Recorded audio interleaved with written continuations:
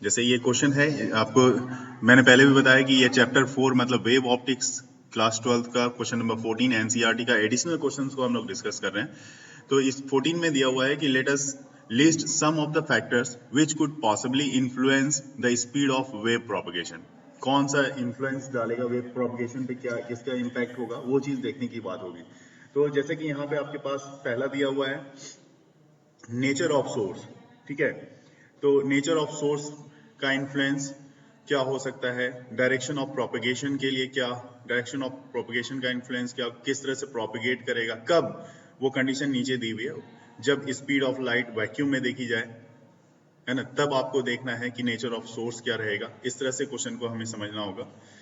और जब speed of light किसी मीडियम में देखी जाए, उस समय डायरेक्शन ऑफ प्रोपगेशन क्या रहेगा, उस समय नेचर ऑफ सोर्स क्या रहेगा।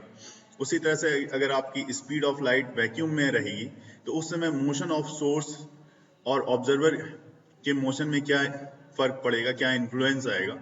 और अगर मीडियम में रहा तो क्या इन्फ्लुएंस आएगा, वेवलेंथ में क्या आएगा, इंटेंसिटी ऑफ वेव में क्या चेंजेस आएगी अगर लाइट की स्पीड वैक्यूम में हो और फिर मीडियम में हो।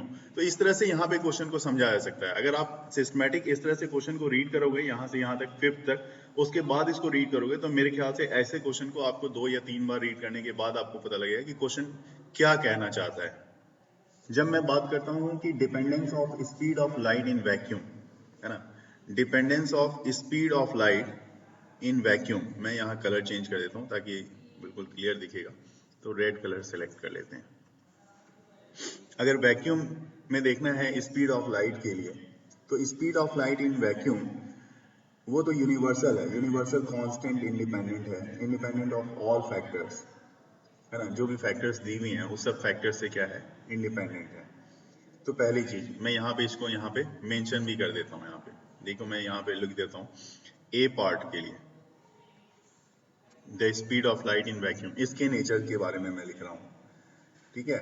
The speed of light in vacuum, the speed of light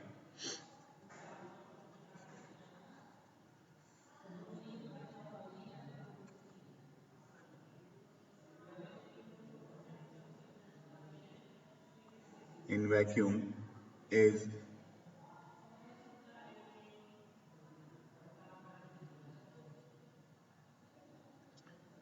universal constant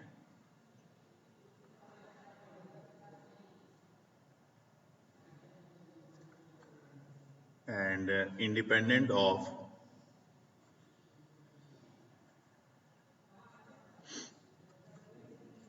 all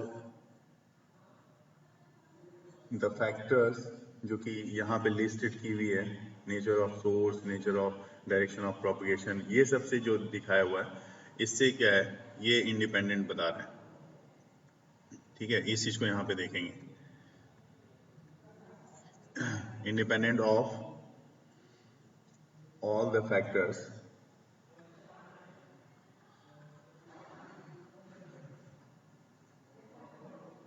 given above. पहली चीज तो ये हो गई। दूसरी बात मैं कर लूँ कि dependence of speed of light in medium, मतलब अब बात करनी है मीडियम के लिए, जैसे ग्लास है या वाटर है, अगर इसके लिए मैं बात करूँ तो डिपेंडेंस तो speed of light in medium तो है ही। जैसे कि क्या क्या डिपेंडेंसी होती है उसको मैं 1 बाय 1 यहाँ पे डिस्कस कर लेता हूँ। तो dependence of speed of light in medium, water या ग्लास के लिए जो स्पीड ऑफ लाइट होती है in medium does not depends on the nature of source. पहली बात, क्योंकि हमारे क्वेश्चन में वहां पे पहला चीज दिया हुआ था नेचर ऑफ सोर्स, तो डज नॉट डिपेंड, है ना। तो speed of light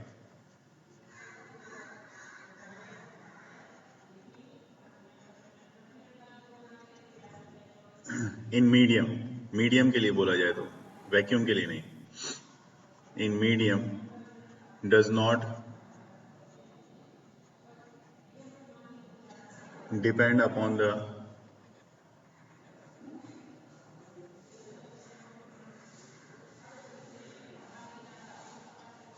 nature of source.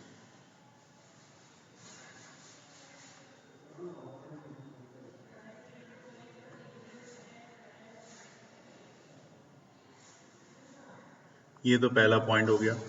दूसरा पॉइंट जो हमारा था स्पीड ऑफ लाइट, ये किस पे डिपेंड नहीं करता, तो ये डिपेंड डायरेक्शन पे नहीं करता, direction of propagation of isotropic जो मीडियम होती हैं उस पर ये डिपेंड नहीं करता है।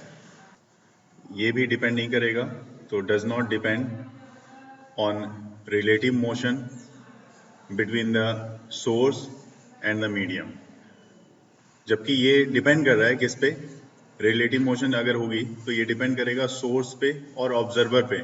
जो ये सोर्स और ऑब्जर्वर की जब मैं बात करता हूँ तो हमेशा आपको ध्यान रखना है कि डॉपलर इफेक्ट की बात होती है।